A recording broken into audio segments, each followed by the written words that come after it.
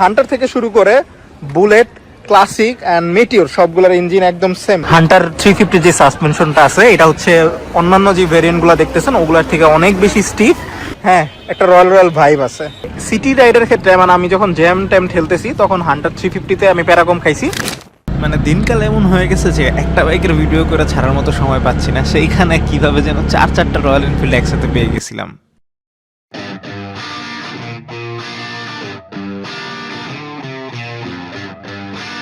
চারটা royal Enfield নিয়ে experience কেমন ছিল এবং কেমন ফিল হইলো আসলে সেই জন্যই ভিডিওটা করা। জাস্ট একটা ক্যাজুয়াল ব্লগ বলতে পারেন। অল্প সময়ের জন্য হলো এক্সপিরিয়েন্সটা ছিল অসাধারণ এক কথা। চারটার মধ্যে দুইটা ছিল রয়্যাল এনফিল্ড বুলেট 350, একটা ছিল ক্লাসিক 350 এবং আরেকটা হচ্ছে হান্টার 350। সবভাবে বিসমিল্লাহ।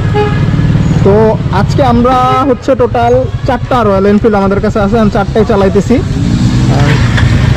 এটা হচ্ছে বুলেট 350, আর এই যে সামনে যেটা আছে এটা হচ্ছে ক্লাসিক, যেটা গতকালকে আসছে। গতকালকে এটা ক্লাসিক আর বুলেটের মধ্যে তেমন একটা পার্থক্য আমি দেখি নাই তারপরও আসলে। আর এই যে সামনে যেটা দেখতেছেন এটা হচ্ছে হান্টার 350 আর এই যে আর একটা বুলেট, এই বুলেটটা কিন্তু আমাদের কাছে ছিল এতদিন, আপনারা দেখছেন এটা ভিডিওতে অলরেডি। আর এখন আমরা হচ্ছে ওই যে সাওয়ারির সামনে দিয়ে যাচ্ছি, মানে চারটা বাইকই চালাই, দেখবো কোনটা কেমন লাগে আর কি।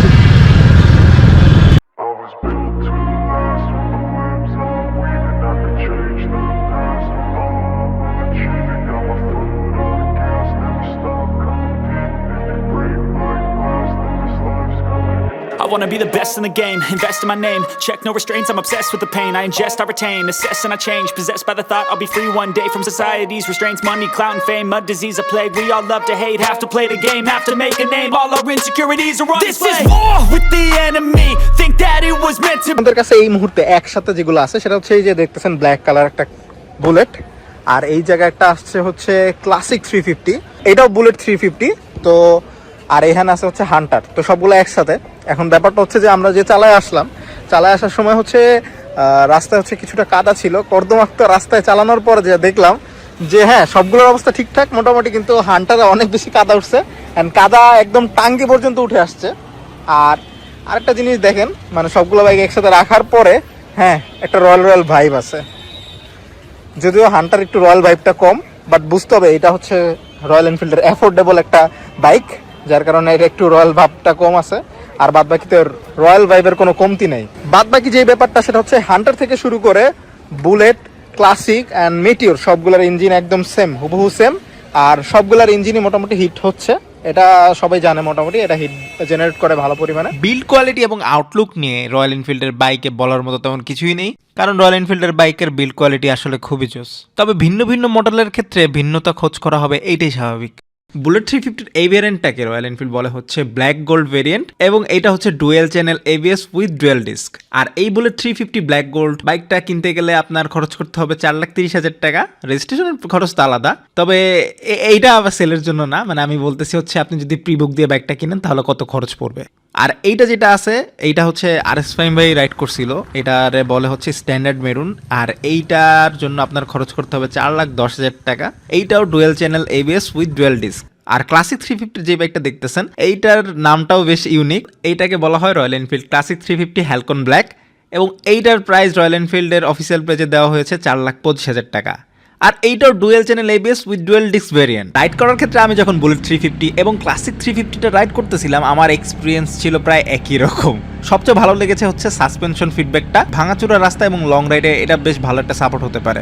তবে বুলেট 350 এবং ক্লাসিক 350-র মধ্যে সিটের পার্থক্য আছে। বুলেট 350 সিটটা একটু বেশি কমফোর্টেবল, আর ক্লাসিক 350 সিটটাও কমফোর্টেবল, বাট এইটা হচ্ছে স্প্লিট সিট।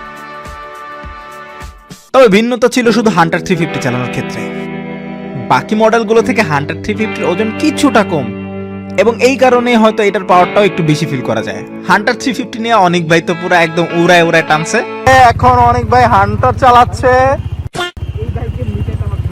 পছন্দ হয়েছে?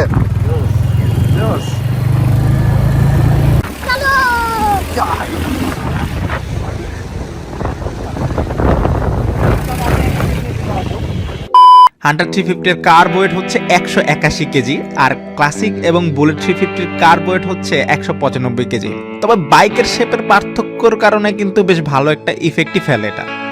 মনে করেন আমি জামটাম ক্রস করতেছি, তো র্যান্ডমলি আমি যখন এই ক্লাসিক 350 অথবা বুলেট 350 চালাবো, তো তখন আমার একটু বেশি জায়গা দরকার হবে, বাট হান্টারের ক্ষেত্রে এতখানি জায়গা লাগে না, হান্টার একটু চিপা চাপা দিয়ে চলে যাওয়া যায়। তো ভাই বলেন, আমাদের এখান থেকে কোনটা বেশি ভালো লাগতেছে বলেন? ভাই আমার কাছে ভাই হান্টার আমার চালায় মজা লাগছে। আচ্ছা, কিন্তু গেটআপের দিক দিয়ে যদি আপনি করেন তাহলে হলো ক্লাসিক 350। আচ্ছা, মানে ইউজ করার দিক থেকে হলো হান্টার। আমিও একমত আপনার সাথে। হান্টার 350 যে সাসপেনশনটা আছে, এটা হচ্ছে অন্যান্য যে ভেরিয়েন্টগুলো দেখতেছেন ওগুলোর থেকে অনেক বেশি স্টিফ। আর হচ্ছে আমি যখন এটা রাইড করছি, মানে ছোটখাটো স্পিড ব্রেকার দিয়ে গেলেও খুব ভালো পরিমাণে সারা শরীরে ঝাঁকি লাগতেছিল।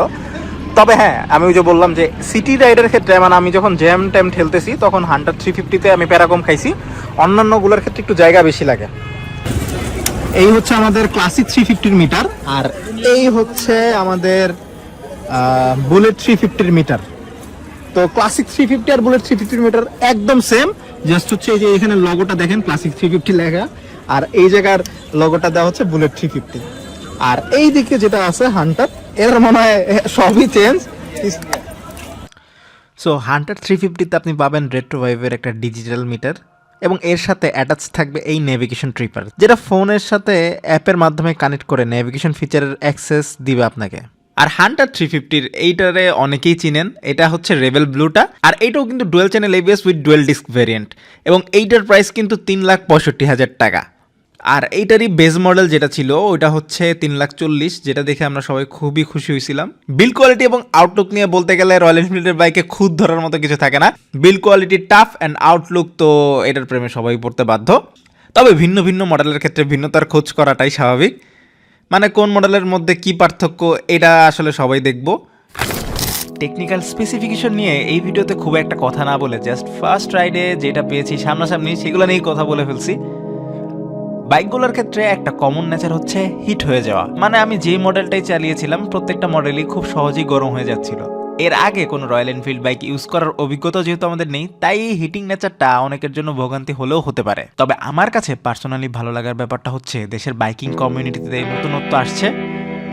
মার্কেটে নতুন নতুন বাইক আসলে আমাদের মতো সাধারণ ক্রেতাদের জন্য বাইক কেনার ক্ষেত্রে অপশন কিন্তু বেড়ে যাচ্ছে, এবং এতে যেটা হচ্ছে আরও বেশি যাচাই করে ন্যায্য মূল্যে ন্যায্য জিনিস পাওয়ার সম্ভাবনাটাও কিন্তু বাড়তেছে আলহামদুলিল্লাহ। আপনাদের মধ্যে ইতিমধ্যে যারা রয়্যাল এনফিল্ড বাইকের ডেলিভারি নিয়ে ফেলেছেন তারা কমেন্ট করে অবশ্যই জানাবেন আপনার ফিডব্যাকটা। আর যারা প্রি বুক করে ওয়েট করতেছেন এখনও, তারা জানে যেতে পারেন আপনি কোন মডেলটা প্রি বুক করেছিলেন, এবং নেক্সট ডে রয়্যাল এনফিল্ড বাইকের ইন্ডিভিজুয়াল মডেলের রিভিউ দেওয়ার চেষ্টা তো করবো ইনশাল্লাহ, এবং এর পাশাপাশি মার্কেটে আসা অন্যান্য নতুন বাইকগুলো নিয়েও আড্ডা দিব ইনশাল্লাহ। আর আমাদের সাথে কানেক্টেড থাকতে চাইলে সাবস্ক্রাইব করে রাখতে পারেন আমাদের এই চ্যানেলটা। আপনার কাছে এখন পর্যন্ত রয়্যাল এনফিল্ডের কোন বাইকটা বেশি ভালো লাগছে সেটা জানাতে পারেন কমেন্ট সেকশনে।